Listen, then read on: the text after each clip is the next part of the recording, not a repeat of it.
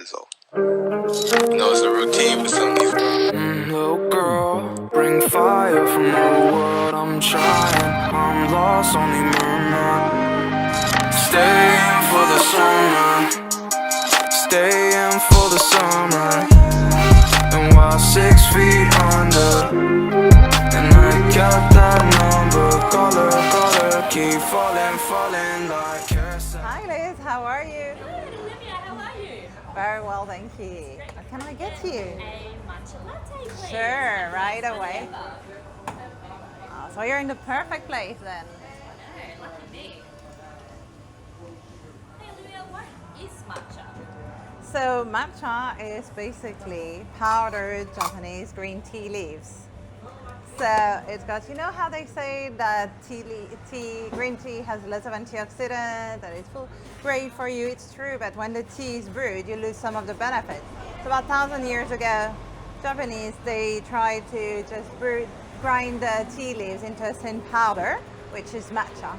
So it's like unpreserved tea leaves, they're unheated, and you get like most of the benefits out of it. So it's great, it's full of antioxidants, and it gives you a good release of caffeine and energy level, but without the jitters that you could get in coffee. That's what I need. So what are the nutritional and sustainable facets of matcha? Which is quite interesting is that there's a lot of controversy about all the drinks and like coffee not being not being very eco-friendly sort of drink, because you need like so much water to get like for 1 cup of coffee. The great thing about matcha is that basically it's a very simple process. So it's like the tea leaves, they're grown like in a field, and then they're handpicked, and then they're steamed and hair dried and grinded into a powder. And basically that's it. There's no tea bags, no individual packaging. You get like in a big bulk or in a small tin, but it's like very eco-friendly sort of. Here's the matcha latte with oat milk. And we recommend to get like matcha latte with oat milk because for one, it's like quite a neutral taste. It's a vegan milk, it's neutral taste, but also it's quite eco-friendly as well. Whereas some other milk you get, for example, at the first we had like soya milk. For one, we were not sure about soya, there's lots of controversy. But then also the best quality of soya milk come from New Zealand, and at some point it just didn't make any sense to have like milk coming from New Zealand to here. Whereas the oat milk is made like in Europe, and the process is very easy, doesn't require too much of energy, so it's quite of a sustainable also option, so it's a milk option. So we're trying our best to get the business as sustainable as possible, and for everywhere we can, we try to get compostable, so made from like cornstarch sort of packaging, and same for the like our takeaway, our ice takeaway cup is actually not plastic. People think it's plastic, but it's actually sort of like vegetable fibers in a certain way. It's all those kind of things that we're trying to make. We can't be 100% of course, but as much as possible, we're really trying to make a little difference as much as possible. That's awesome. And to be honest, I didn't know sustainability could taste so smooth. So I love it. Do you want a slice of cake to go with your? Absolutely. Our green velvet cake. Really naughty. And how is it that you came to find matcha? Because I know that you had a background in jewelry. Yeah, I feel like I had so many lives, but actually I had a background of jewelry. It was kind of a family story, and it's something I was really passionate about and I love. But after sort of 10 years in the business, I just, it was just enough for me, and I wanted to go on something different and new adventures. And I was pregnant at the time and had lots of interest in nutrition. And also I love to cook, so I was trying to make my cooking according to nutrition and get most of the health benefits. And especially when you're pregnant is the time where you feel like you need to really think about those kind of things and reflect on you. That's how the whole thing came up, and then set up my practice at home, some cooking lessons for my clients, and I got like a lot of different things and did a bit of catering as well for my clients.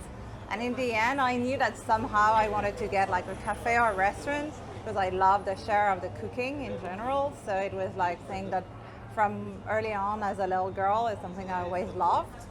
So, and then matcha came to me because I just couldn't find the perfect cup of matcha. For a long time, I was not convinced about the taste of matcha. So it was a bit bitter, or I was not sure. There was something that really bugged me. And everyone was like, yeah, but matcha is so good for you. And I was like, how can it be so good? And I'm not like really into it. Normally, I love all this kind of food. And then I tried very good matcha coming from Japan, prepared the right way. And from that day on, I was like hooked. And I started to look for the highs and lows, and then got inspired when in the US they set up like matcha bars in a cool and fun environment, and where you could get like your matcha and your cake and take your laptop and just work. And I just love the feel. And I tried to get a bit of this idea, a bit of my cooking, a bit of organic matcha, and all the thing. I made Matcha and Beyond. That's an amazing story. Now, before I eat so much matcha that I turn green, I just wanted to ask you about how you think the nutrition can empower people.